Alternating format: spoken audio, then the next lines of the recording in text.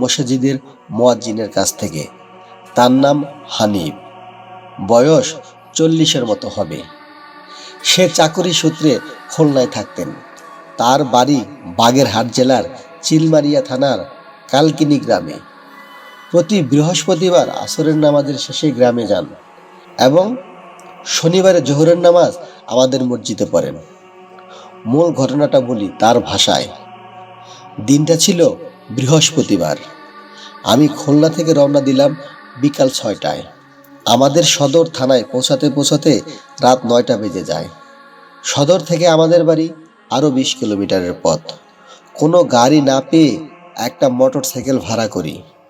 Motor cycle করে বাজার পর্যন্ত আসি। এরপরের রাস্তা ভাঙা ও কাদা থাকায় গাড়ি আর যেতে পারবে না বলে তাকে ছেড়ে দেই।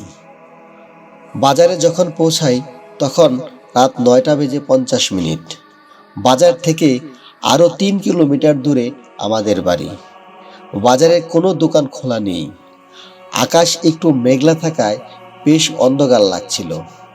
আমার কাছে একটা 2 ব্যাটারির টর্চ লাইট ছিল। আমি হাঁটতে লাগলাম। যে রাস্তা দিয়ে আমি হাঁটছিলাম তা ছিল মাটির রাস্তা। রাস্তার বাম পাশে ছিল খাল, ডান পাশে পাট ক্ষেত। কিছু দূর হাঁটার পরেই একটা পূজা মণ্ডপ। মণ্ডপটার ঘেটের ওপরে একটা মহাদেবের মূর্তি, 25 ফুট উঁচু হবে। তার পাশে শ্মশান। মহাদেবের মূর্তির গায়ে শ্যাওলা পড়ায় ওটাকে আরো ভয়ঙ্কর দেখাচ্ছিল। শ্মশানটার দিকে যখন আমি তাকালাম, মনে হলো কিছু একটা যেন ওখান থেকে দৌড়ে আসবে আমাকে ধরতে। কিছুই দেখছি না, কিন্তু মনে হচ্ছে কেউ বুঝি আমাকে দেখছে, আমাকে অনুসরণ করছে। আমার পেছনে বুঝি কেউ আছে। দোয়া পড়তে থাকি মনে মনে। প্রথমে কিছু মনে না থাকলেও পরেরগুলো ভুল হতে থাকে। কিছু দূর যাওয়ার পর পাশের খালে একটা নৌকা দেখে একটু সাহস পাই। নৌকাতে লাইট মারি, কিন্তু কোনো সাড়া শব্দ নাই। আমি জিজ্ঞেস করি, কেউ কে আছেন?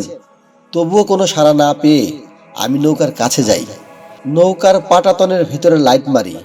ভিতরে যাকে দেখতে পাই তাকে তো আমি চিনি। ওর নাম গফুর। গফুরকে বললাম, কিরে, তুই এত রাতে এখানে কি করিস? গফুর বলল, আমি না থাকলে আপনারে এত রাতে পার করতো কেডা? এত রাতের কথা শুনে আমি ঘড়িটা দেখলাম। ঘড়িতে তখন 1টা বেজে 55 মিনিট। আমি যেন আকাশ থেকে পড়লাম। এত সময় হতেই পারে না।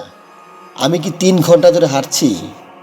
মোটের পরে 30 থেকে 40 মিনিটের রাস্তা হবে। আমি গফুরকে কিছুই বুঝতে দিলাম না।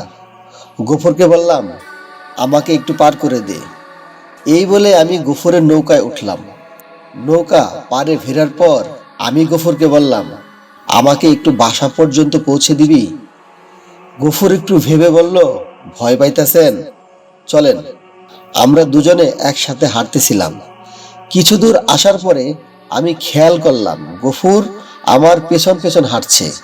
সামনে একটা কবরস্থান এবং কবরস্থান থেকে ধোঁয়া বের হচ্ছে।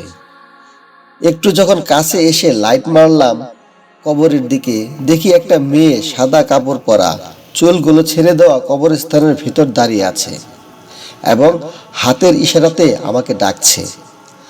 আমি মেয়েটিকে দেখেই চিনেছি। ওর নাম ময়না।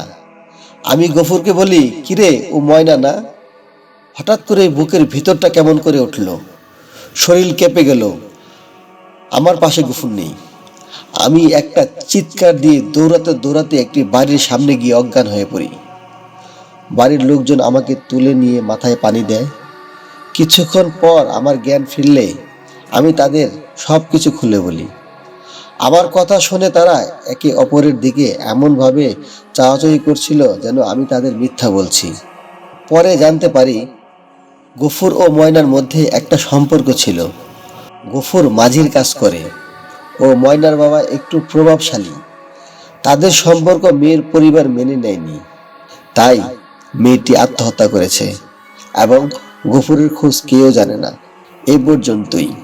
আমার এই ঘটনাটি যদি আপনাদের ভালো লেগে থাকে তাহলে অবশ্যই লাইক করবেন এবং আপনাদের মূল্যবান মতামত কমেন্টসের মাধ্যমে জানাবেন।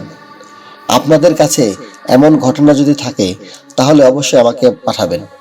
সম্ভব হলে প্রচার করব। আরও নতুন নতুন ঘটনা পেতে আমার এই চ্যানেলটি সাবস্ক্রাইব করে রাখবেন। সবাইকে ধন্যবাদ।